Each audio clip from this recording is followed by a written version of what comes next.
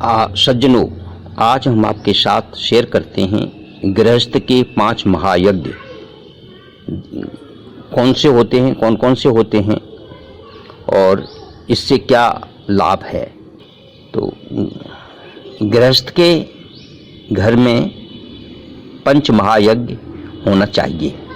कौन कौन से हैं 5 महायज्ञ? देव यज्ञ, ऋषि यज्ञ, पितृयज्ञ, मनुष्य यज्ञ और भूत यज्ञ, ये 5 महायज्ञ कहे गए। तो क्यों है कि ये कहा जाता है, शास्त्रों में लिखा है कि अग्नि परमात्मा का मुख है। अग्नि द्वारा भगवान आरोगते हैं, यानी भोजन प्राप्त करते हैं। घर में तुम भगवान को भोग धरो परंतु अग्नि में आहुति न दो, तब तक प्रभु तृप्त नहीं होते।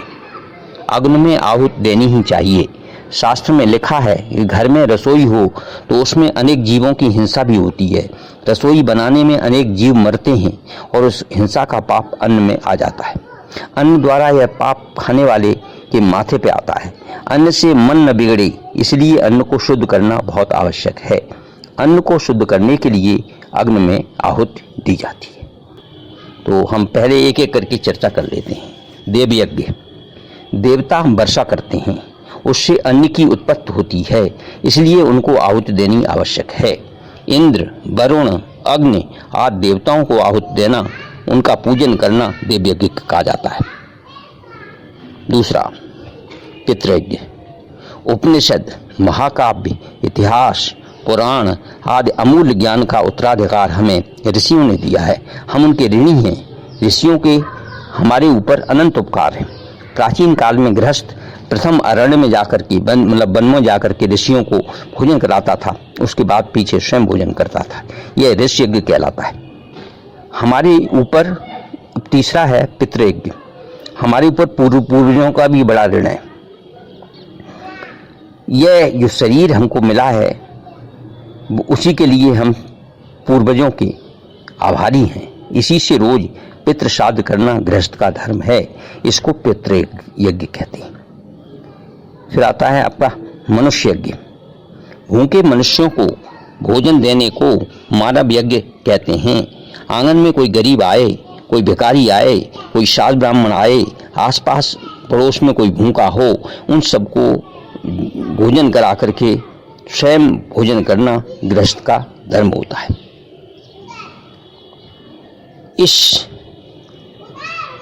ये हो गया मनुष्य यज्ञ। इसके बाद आता है भूत यज्ञ। इस जगत के प्रत्येक प्राणी के प्रति मनुष्य का कुछ धर्म है। जैसे पशु, पक्षी आदि मूक प्राणियों को अन्न से तृप्त करने को भूत यज्ञ कहते हैं। आकाश, तेज, जल, वायु, पृथ्वी, ये 5 महाभूत कहलाते हैं। प्रत्येक के एक एक अधिष्ठाता देवता हैं। इन देवों का पूजन करना, उनके लिए आहुति देने को भी भूत यज्ञ कहा जाता है। प्रत्येक गृहस्थ को ये यज्ञ रोज करने ही चाहिए। कितने ही लोग ठाकुर जी को थाली में भोजन तो धरते हैं परंतु अग्नि में आहुति देते नहीं हैं। कथा सुनने के पीछे रोज अग्नि में आहुति दो। कदाचित तुमको ऐसा लगता होगा कि महाराज आप कहते हैं परंतु हमको तो कोई मंत्र नहीं आता, हमको तो कोई मंत्र नहीं आता। परंतु हमको ये कह सकते हैं हरे राम हरे कृष्ण, सिया राम सीताराम, भोजन करो भोजन करो। बोलना तो आता है ना, यही बोलो। भात में थोड़ा घी डालो, भात को घी युक्त करके अग्निदेव को जिमाओ, मतलब अग्नि में आहुतियाँ दो। अग्नि की ज्वाला ठाकुर जी की जीव है, जिब्या है, ऐसा कहा जाता है। जैसे माँ बहुत प्रेम से बालक के मुख में ग्रास देती है, वैसे ही तुम भी प्रेम से ऐसी भावना रखो कि मैं अपने ठाकुर जी के मुख में भोजन दे रहा हूँ। ब्राह्मण पवित्र वेद मंत्र बोलकर परमात्मा के मुख में आहुति देते हैं, प्रभु को जिमाते हैं। स्मार्त वैश्वानर को अग्निदेव को आहुति देने के पीछे भगवान को भोग धरते हैं। स्मार्त लोग ऐसा मानते हैं कि अग्नि में आहुति देने से ही अन्न शुद्ध होता है। अन्न शुद्ध हो जाए तभी परमात्मा को अर्पण करना चाहिए। अशुद्ध अन्न भगवान को क्यों अर्पण हो। वैष्णवों की ऐसी भावना होती है कि ठाकुर जी ना आरोगेंगे खाएंगे तब तक अग्निदेव भोजन करते नहीं है। इससे वैष्णव प्रथम भगवान को भोग धरते हैं। थाली रखते हैं भगवान के आगे और पीछे अग्नि में आहुति देते हैं। दो में से कोई भी सिद्धांत अपनाओ, भगवान को भोग घर के अग्नि में आहुति दो अथवा प्रथम अग्नि में आहुति देकर पीछे भगवान को भोग दो, दोनों सिद्धांतों से अग्नि उपासना आवश्यक है। अग्नि और सूर्य यही दो देव प्रत्यक्ष हैं, मतलब प्रत्यक्ष दिखाई पड़ते हैं। सूर्य भी प्रत्यक्ष दिखाई पड़ता है, अग्नि भी प्रत्यक्ष दिखाई पड़ता है। अरे पेट में अग्नि है इसलिए मानव जीवित रहता है। पेट में रहने वाले अग्निदेव शांत हों तो पीछे अच्युतम केशवम हो जाता है। अच्युतम केशवम ये हो जाता है, मरण हो जाता है। अग्नि के आधार से जो रसोई हुई उसमें से अग्नि में आहुति दिए बिना जो खाता है वह पाप खाता है, ऐसा कहा जाता है। जो परमात्मा को भोग धरता नहीं, अग्नि में आहुति देता नहीं और स्वयं खा लेता है, वह अन्न खाता नहीं, पाप खाता है। जो केवल स्वयं के लिए भोजन बनाकर खाता है वह पाप खाता है। जब अग्नि में आहुति दो तब भगवान का स्मरण करो, ऐसा भाव रखो कि ठाकुर जी को मैं भोजन करा रहा हूँ, भगवान को मैं भोजन करा रहा हूँ। फिर वह अन्न नहीं रहता, अमृत बन जाता है।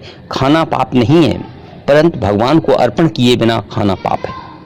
भगवान को नैवेद्य ग्रहण कराए बिना खाना नहीं, नारायण का ही है, नारायण को ही अर्पण करना है।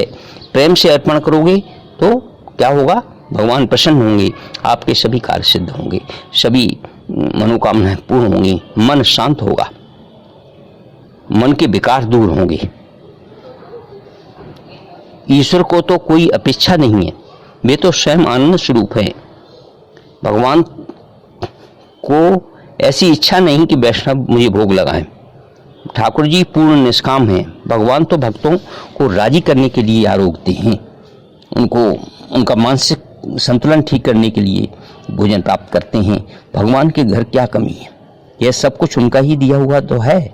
भगवान को भोग न धरो, उससे भगवान भूखे रहने वाले नहीं हैं, परंतु तुमको किसी भी दिन भूखे रहने का प्रसंग आ जाएगा। तुम इस जन्म में नहीं तो अगले जन्म में भूखे रह सकते हो। भगवान को भूख लगती ही नहीं, भगवान तो तुम्हारे भाव को देखते हैं।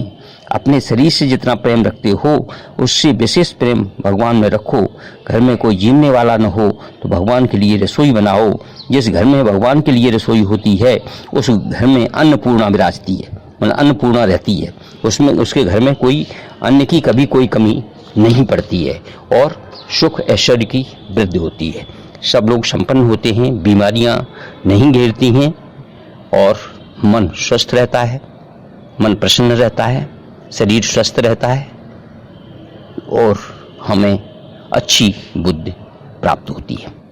तो ये हुए गृहस्थों के लिए 5 यज्ञ क्यों आवश्यक हैं, इससे क्या लाभ है। ओम श्री परमात्मने नमः। मैं अपनी बात को यहीं विराम देता हूँ। सज्जनों, यदि आपको हमारा ये वीडियो पसंद आए तो कृपया लाइक करें, शेयर करें, सब्सक्राइब करें। धन्यवाद इति और मिलते हैं अगले वीडियो में।